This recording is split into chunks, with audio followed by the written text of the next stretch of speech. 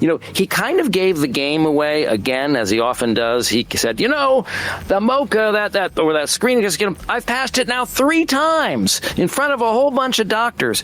Well, you could maybe justify giving someone the mocha once, just on their age, just as part of a physical. If you're giving it to him 3 times, that means you're not assessing dementia. That means you're monitoring dementia. Because if you keep feeling like, no, he's still got the symptoms, we've got to see how bad he's doing now. Oh, we got to check again, see how bad he's doing now. I think they're giving him cognitive tests and MRIs every 6 months to monitor the progress of his dementia and or strokes.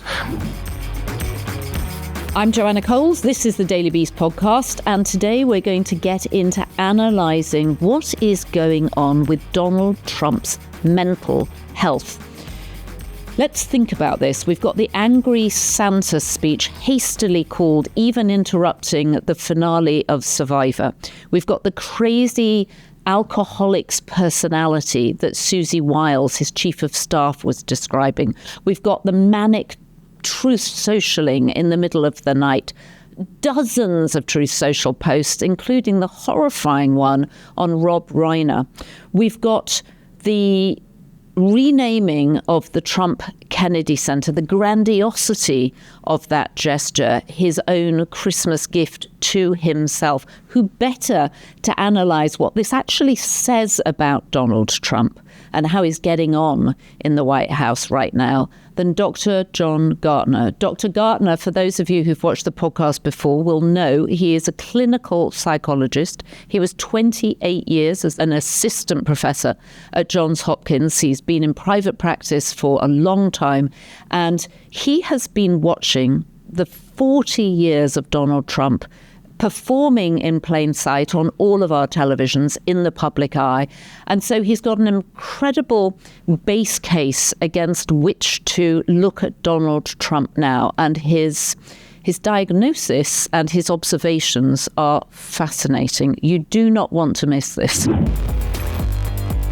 Dr. John Gartner, it is thrilling to have you back with us to give us an update on the president's mental health. And I will say that we had an outpouring of interest,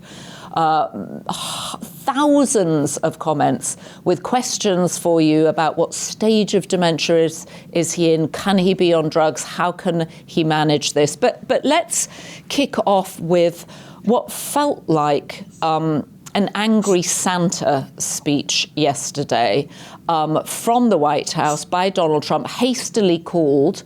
I think he called it on Tuesday. We know that Mark Burnett, the producer of Survivor, called up the White House pleading that they didn't interrupt the finale of Survivor with one of the president's rambling speeches. But it seemed to be fair to Donald Trump, given some of the behavior we've seen recently, him sleeping, his falling asleep in cabinet meetings, that he actually seemed pretty much on message. He seemed pretty high functioning last night. That's what I saw. What did you, as a clinical psychologist who spent years studying this behavior, what did you see? He was high functioning in the verbal sense. He wasn't showing the kind of breakdown in thinking that we've been talking about because he stuck very closely to the teleprompter. I think what we did see, people have been talking about this manic pace is what they're calling it. He literally spoke at double the velocity and speed that he normally speaks, which is telling. I said for a long time. What is it telling? Well, it's telling that we have to judge people against their own baseline. And if somebody doubles their rate of speed, that's a mental status change of some kind. I've always said that Trump is on the bipolar spectrum. He's not manic. He's hypomanic.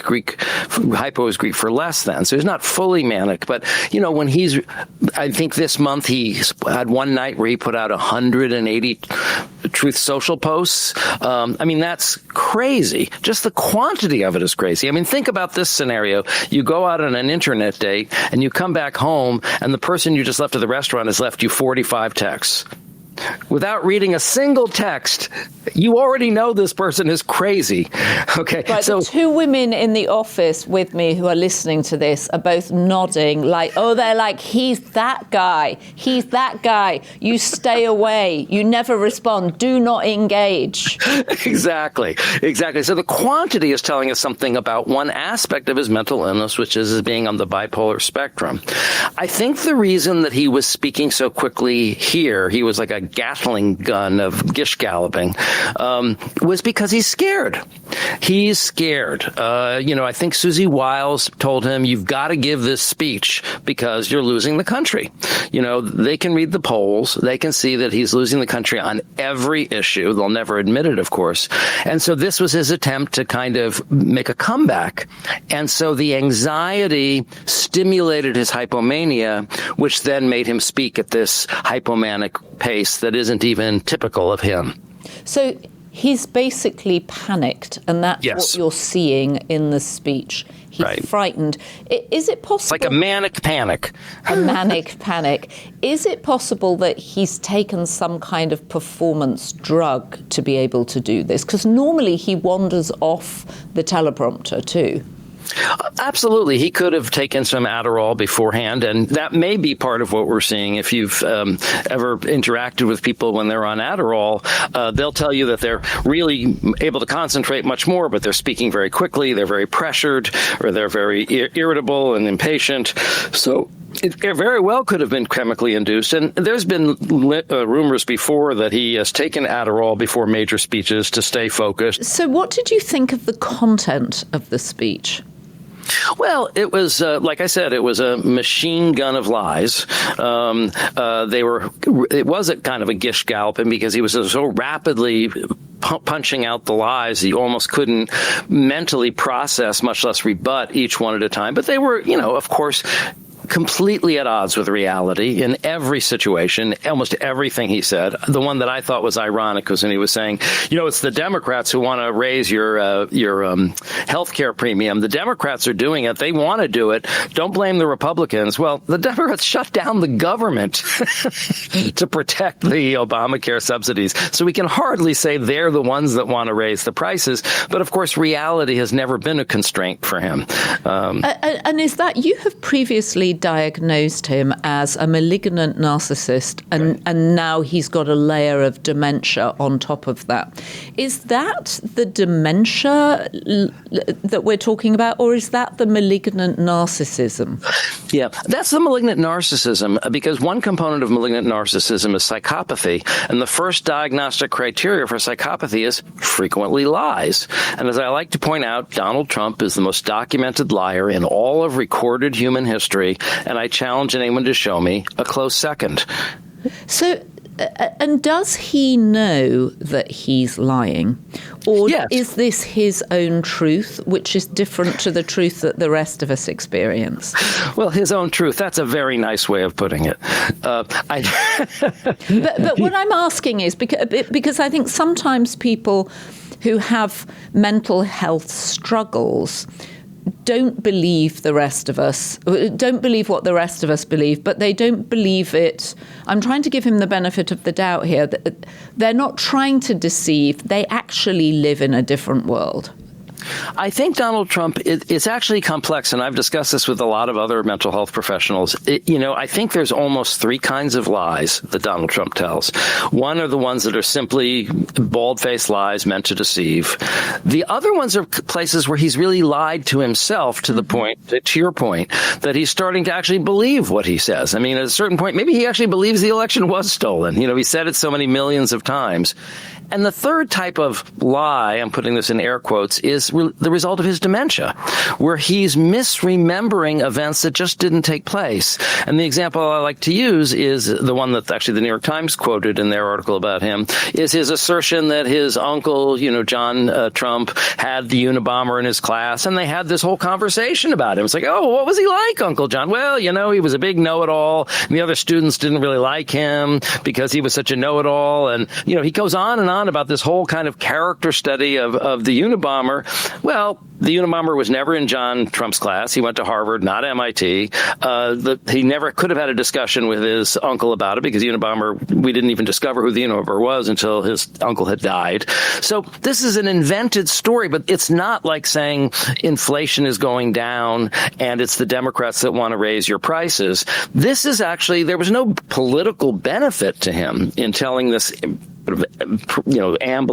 rambling tale that he's remembering from his past. This is something you see a lot with people who have dementia. We call it confabulation, which is there's gaps in their memory, and nature abhors a vacuum. So they fill it in. They fill it in with things that might be kind of adjacent. So he knows the Unabomber went to Harvard. He knows his father taught in Boston, his uncle taught in Boston. So he kind of merges them, and he's done this in ways that are very serious. He said that his father emigrated from Germany.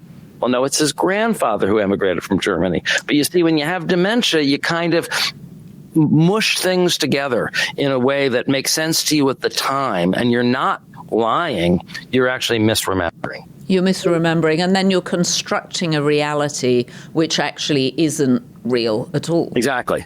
Okay, so I think perhaps the most astonishing example of what I think you will say is malignant narcissism is his response to the tragic death of absolutely. Rob Reiner, where he puts himself center stage, where he says that the reason Rob Reiner, the film director, whose middle son has now tragically been arrested for his death, that he had died of Trump derangement syndrome, and that he was so whipped up in a fury about Trump that this had caused his death. Can you just sort of take apart this statement for us that he made and analyze it for us from your point of view? Yeah, it's a little more even nefarious than you're saying, because he implies, if you put it in sort of mob boss languages, he got what was coming to him. Right. Because he's saying, well, he made a lot of people angry with his Trump derangement syndrome. And that's what happens. I actually have the tweet somewhere here where I could read the exact wording. I'll read the whole thing.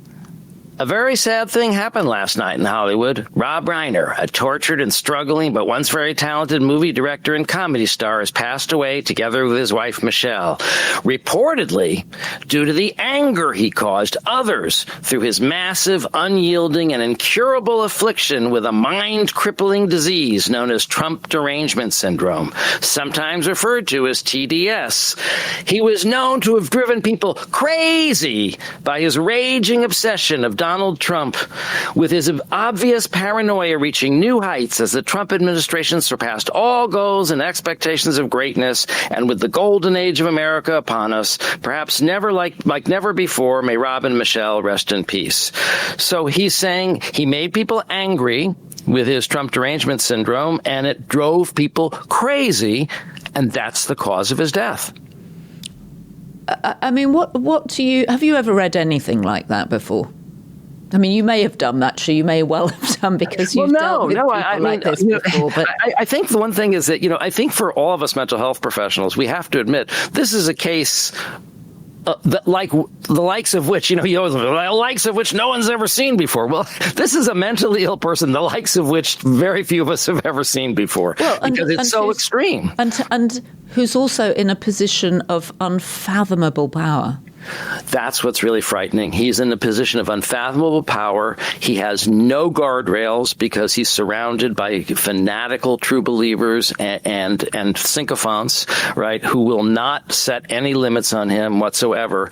We really have the worst case scenario. We have someone who is a malignant narcissist, someone who's fundamentally evil, in a state of dementia. So he is disorganized, impulsive, primitive. Even this tweet itself is more grotesque and more disorganized than even his very low standard. I liked what David Frum said about it. He said, the post is deranged, pathologically narcissistic, crude, stupid, and cruel. No adult outside a psych ward expresses such thoughts. To have it all is evidence of a twisted soul. So he has a twisted soul. This is what he thinks. But now it's kind of vomiting it on the page in this completely unmediated way. Even King Henry VIII, had a little bit of, restraint when he wanted to get rid of Thomas More. He just sort of looked into the air and said, "Who will rid me of this meddlesome priest?" That's kind of what he's doing, though, in this post. Trump has been encouraging stochastic terrorism. He's been encouraging people to attack and kill his enemies and his opponents, and some of them are doing it, like that couple that was killed in Minnesota, like the people that wanted to kidnap Governor Whitmer. This is a green light, encouraging people to act on those impulses. Okay, I just wanted to come to another line. I like David Frum's line very much. There's a very good line from Ben Schwartz in The Nation, which I was going to read, which said, Trump gloated over Reiner's murder, the way he did about Stephen Colbert's show getting cancelled and Jimmy Kimmel's getting suspended, as if Reiner's murder were another media victory for him. And I thought that was also an interesting way of, again, not being able to understand the gravity of the Reiner's murder and attributing it to something similar to a victory in the media. Well, look, if you're a mob boss, which is really what he is, a glorified mob boss, when they rub out the rat, it's something to celebrate. He right. got what was coming to him. You dirty rat. James Cagney. Right, I remember. All right, so moving swiftly on. Susie Wiles this week, it turned out, was the subject of 11 interviews with the journalist Chris Whipple in a piece for Vanity Fair. And she refers to Trump as having an alcoholic's personality. Yeah. What do you think she meant by that? What is an alcoholic's personality? Well, first of all, I think it's very interesting that her father was an alcoholic. He was a famous football player and sportscaster, Pat Summerall. So she's used to dealing with these types of explosive, toxically male personalities. It's probably the only reason she can be chief of staff for Donald Trump, because it kind of fits her repetition compulsion in some psychodynamic way. But what she's talking about is, Trump doesn't drink, but he's demonstrating these same personality traits, the explosiveness, right? The rage, right? The irritability, the unpredictability, the impulsivity, the sort of dangerousness of how he could lash out at any given moment. So, there actually is a link between alcoholism and these severe personality disorders, in the sense that alcoholism can, first of all, aggravate a severe personality disorder, but also having alcoholic parents can create severe personality disorders in their children, because essentially they're experiencing this very volatile, violent personality shifts in their parent. And so they internalize a very chaotic, shifting, and unpredictable personality themselves. So the fact that she's saying he's an alcoholic personality is really her way of saying he's got a personality disorder. So, John, you just discussed there what it's like being the child of alcoholics. What is it like being a colleague or being a cabinet member around Donald Trump if he has an alcoholic's personality? Yeah. I think everyone who works in his cabinet, maybe with a few exceptions, are afraid of him.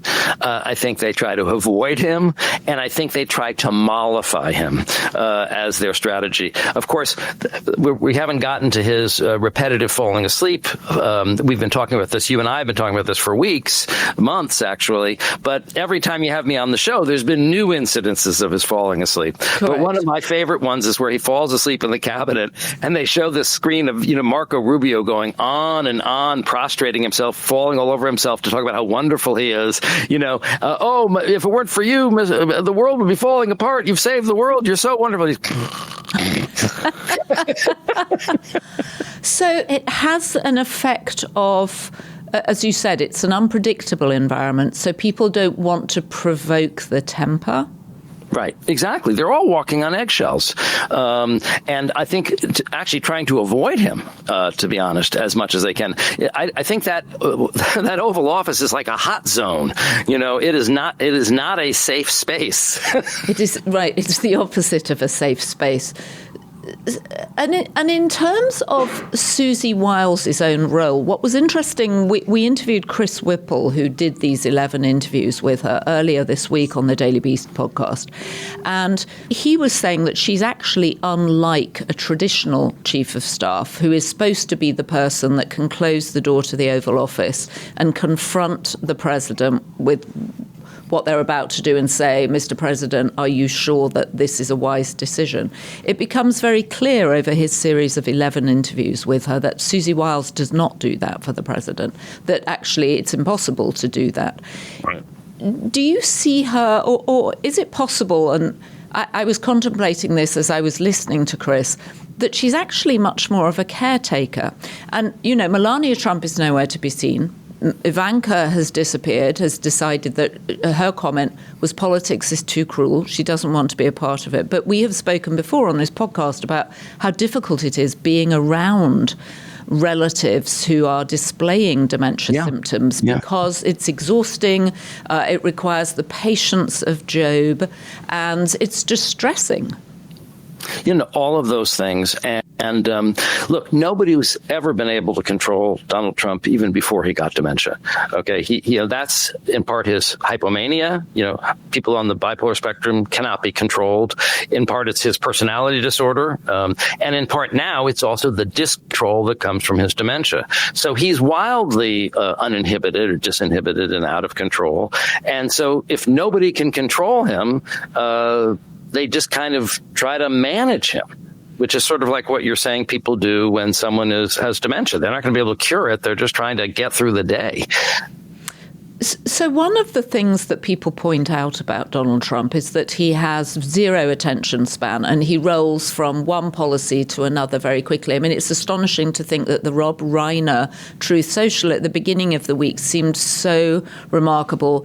Everybody seemed to be talking about it. Even MAGA was coming out and saying, Mr. President, this is inappropriate. And yet we've already rolled on through 2 news cycles since then. We've got the renaming of the Trump Kennedy Center, the grandiosity of it.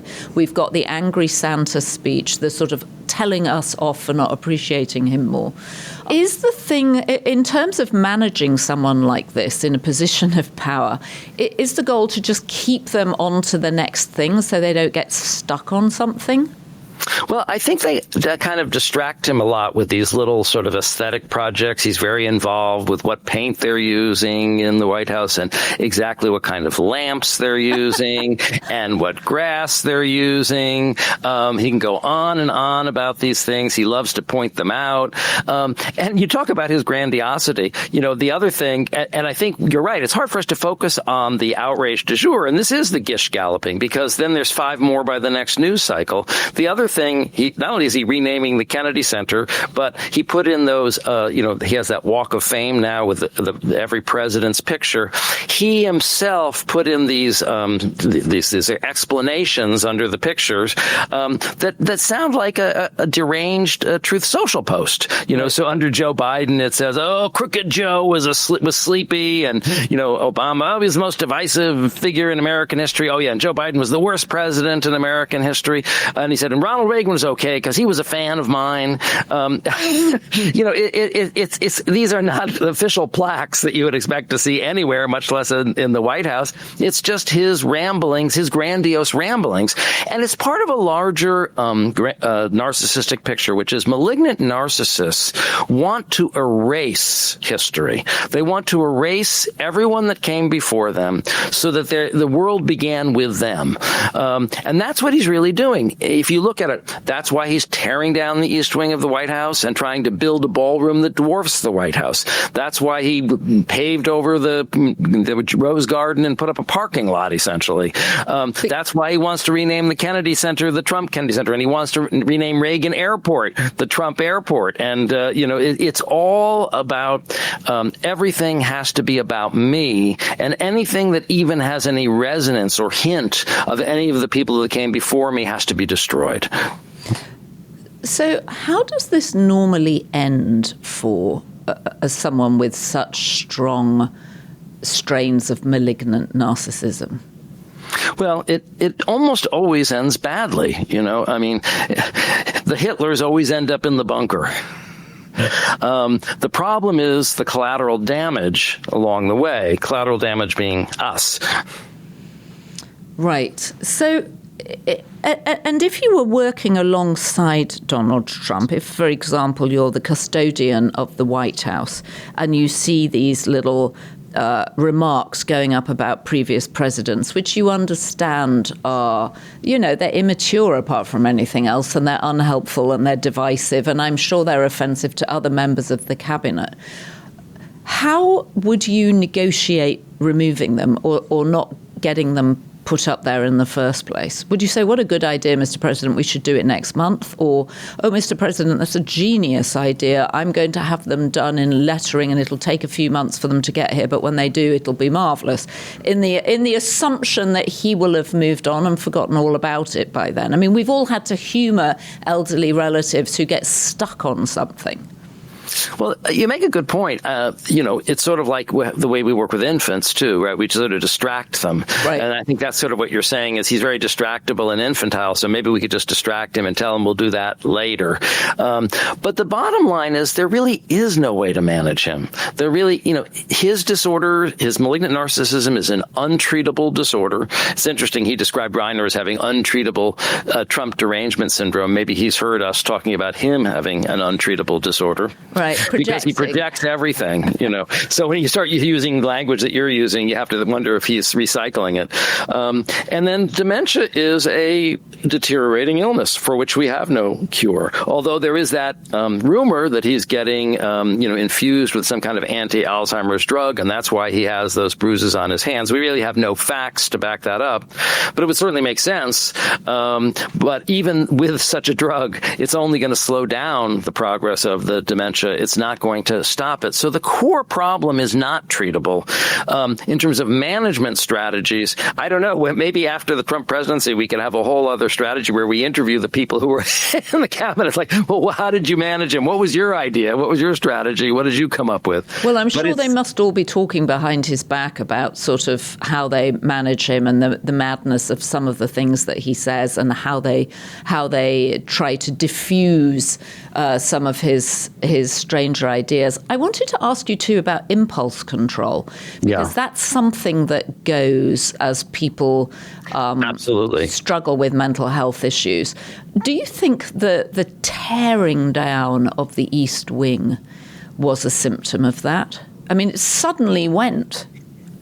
Well, it was very impulsive, right? I mean, it didn't go through any process at all. It's like one day we just woke up and it was gone. Right, and he tore it down in the night. I mean, the construction, I think the people in charge of the construction, or at least according to Michael Wolff, this is what he heard from inside the White House, that, they came to Trump and said, we're going to have to, this is going to take some time, blah, blah, blah. And he was like, can you just do it at night?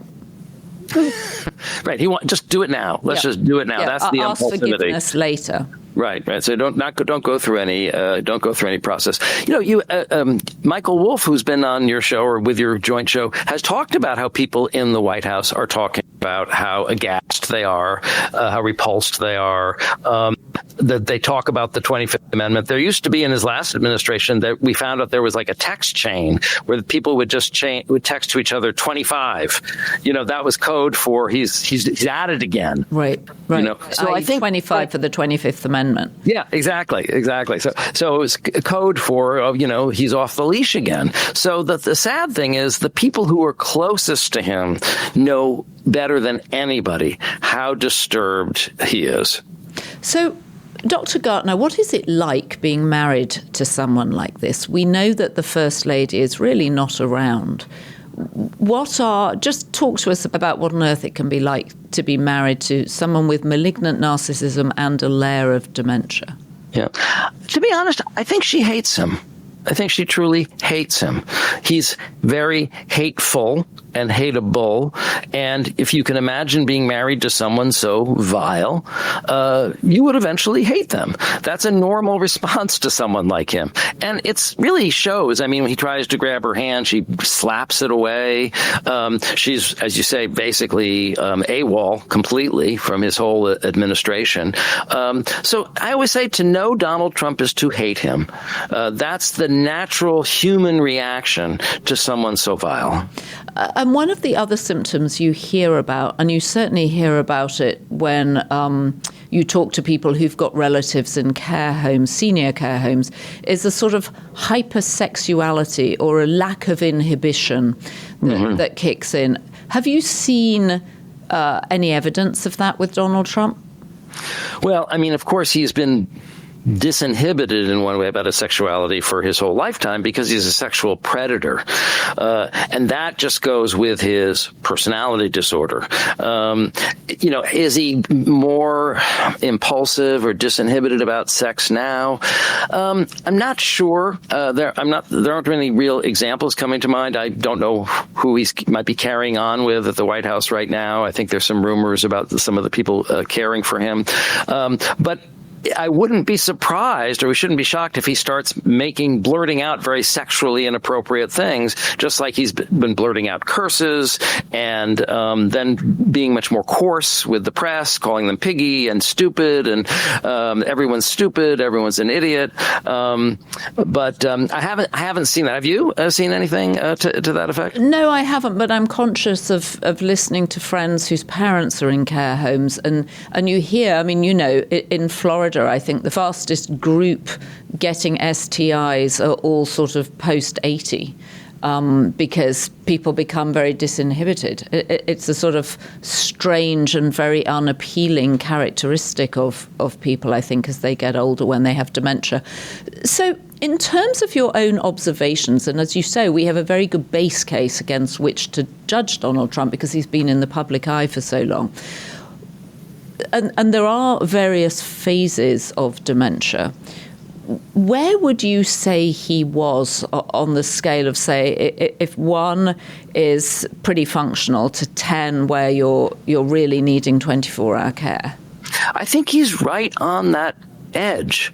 I think he's right on the cusp of being able to function independently and actually requiring care. I guess we could say the White House is the world's biggest nursing home because he does have a lot of people taking care of him. But the other thing people need to understand is, if we were to chart this rate of deterioration on a graph, okay, if you just follow that line with your finger, there's no way he's going to make it to the end of his term compos mentis. And then you have to add, now we get into calculus here, not just arithmetic, then we have to add an increase in the rate of acceleration, which is that, or an increase in the rate of speed, which is that what happens with people who get dementia, when it starts to get to this point, the progress starts to catch up. It starts to get faster and faster till finally at some point they really fall off a cognitive cliff. He kind of gave the game away again, as he often does. He said, the mocha, that screen, I've passed it now 3 times in front of a whole bunch of doctors. Well, you could maybe justify giving someone the mocha once, just on their age, just as part of a physical. If you're giving it to him 3 times, that means you're not assessing dementia. That means you're monitoring dementia. Because if you keep feeling like, no, he's still got the symptoms, we've got to see how bad he's doing now. Oh, we got to check again, see how bad he's doing now. I think they're giving him cognitive tests and MRIs every 6 months to monitor the progress of his dementia and or strokes. Oh, goodness. And we know that he doesn't sleep, at least normal hours, whatever normal hours are. And that's his hypomania. That's his hypomania, is it? And isn't sleep disorder also a symptom of dementia? Well, I think he's always been a low sleeper because his hypomanic temperament, that's a lifelong biologically based thing, and it isn't always necessarily bad. Most of the high achievers in our world are on the bipolar spectrum, have some hypomania, but it also can inform some of their mistakes. They can be irritable and arrogant, impulsive, impatient, but they can also have a lot of confidence and charisma and energy and creativity and draw people to them, as politicians need to do. So he's had that temperament, but now, and to be honest, he's always been hate tweeting long into the night. I mean, he's produced tens of thousands of vile tweets. But so again, it's sort of like that numbers thing. If somebody has done 180 angry tweets in the middle of the night, right, it's kind of diagnostic that some kind of bipolar process is going on. So I think that has been in plain sight as well. But now when we combine it with everything else, now he's being hypomanic about being disorganized and crazy. So I asked you what it was like to be married to a malignant narcissist. What is it like to have them as a parent? What is the sort of knock-on effect? We know that Ivanka has sort of removed herself from the situation, and her brothers are more around. But what can it be like to have someone like Donald Trump as your father? Well, a nightmare. One of the things, you mentioned the comments that we've gotten on the show. One of the more common comments, people say, that reminds me of my husband, or that reminds me of my father. I've had to live with that. And then they kind of sometimes will go through a whole, short biography in the comments to talk about what they've been through. But it's a nightmare. I think to some extent this may have helped shape Trump himself, because his father was a very malignant character. He himself was a racist. He was part of the Ku Klux Klan. He cheated all these people that who rented apartments from him. He cheated the government with their rules and regulations. And his grandfather was a known crook, an illegal immigrant, by the way, who used to build whorehouses on land he didn't own and then try to expropriate the land.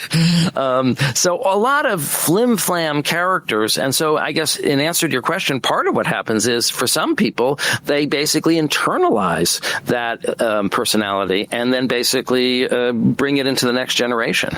I think that's what's happened with him. And is there any significance? I noticed twice this week he was giving speeches. Melania unusually was in the room, and he would refer to Barron as Melania's son. And he would say she has a lovely son, Melania has a son, and obviously Barron is also his son. Is there anything, is that also a sort of symptom of something? Well, I think it is, actually. I mean, at one level, it could just be, that he has no empathy, and he feels no connection to other human beings, so he doesn't feel like it's his son. But also, there's all these subtle ways in which we see, I think, his memory being affected by dementia, and it's affecting the way he describes his interpersonal relationships. Like, he described Susie Wiles as Susie Trump. He introduced her as Susie Trump, mm-hmm. Susie Trump. And then later he said, well, or otherwise known as Susie Wiles. I think he may have caught himself there. Now, maybe I'm totally wrong. Maybe he's been calling her Susie Trump forever, and that's like because she's part of the family, and that's a nickname, and we just didn't know about it. And that's possible. But it's also true that he got confused about whether it was his father or his grandfather, who emigrated from Germany. When you start having those kinds of basic confusions, like, for example, my uncle had dementia, and before he died, he would frequently ask my aunt, "Are we married?" And they'd been married for 60 years. Right. Are we married? Is this our house? And then at one point, I thought this was sort of funny. He announced at the table, well, I don't care what anyone else thinks. As far as I'm concerned, we're married. Who are the other people and what are they thinking? How intriguing. So if you were, and the holidays are stressful times for all people. Do you think the holidays are stressful for Donald Trump? I don't know. Is it stressful for the Grinch? Well, he looked pretty stressed on Wednesday night when he was giving his speech, as you say, at twice his normal speed. Yeah. Well, it's funny because he's really always been this sort of Grinch. If you look at his tweets around every single major holiday, it's always like, Happy Christmas to the liars and the losers, it's like, like peace and goodwill to all men. Oh, goodness. Dr. Gartner, thank goodness you're around to both explain what on earth is going on and what we can see, in fact, in plain sight, but don't have the words and the terminology that you have. So thank you for explaining it to us. And thank you for also giving us a sense of humor about it, because we're stuck with him. Do you have any predictions for 2026? Only that it'll be worse than 2025. Oh, my goodness. We shouldn't be laughing, but what else there is? If we don't laugh, we will cry. Dr. John Gartner, thank you so much for joining us. Have a very peaceful holiday. And please keep observing the president as you do, and come back in the new year and tell us what you've learned. I'd be happy to. Thank you very much. You're welcome. I never fail to find Dr. Gartner's conversations completely fascinating. And again, it's this thing of having been able to observe Donald Trump in plain sight, on our televisions, on our radios, all over Truth Social. No one has Colossus-like strode the media landscape in quite the same way. And of course, he's left clues for us, clues of who he used to be and who he is now, and how power and age and, frankly, family history have changed him.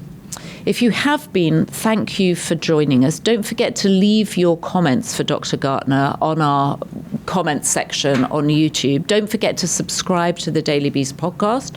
We're independent media. We really appreciate your support. You can become a Beast tier member and get access to all sorts of exclusive content. And of course, you can subscribe to the Daily Beast, where we chronicle the Trump presidency in real obsessive detail. Anyway, as our First Lady would have us say, be beast, or be beaster, be very beast, be more beast. So big thank you to Sandra Clark, Methinks, Travels with Carl, Andrew Beaver, Capinator, Harry Clark, Dawn McCarthy, Daniel Doglover, M. Greiner, Fulvia Orlando, Herbie, Andrew Mellor, or Mellor, as Michael always says, Laz Conde, Bonzo, Val Love, Francisco, Andrea Hodel, Bocock DC, Sharon Shipley, Connie Rutherford, Karen White, and Heidi Riley. Thank you to our production team, Devon Rogerino, Anna Von Ursen, and Jessie Millward.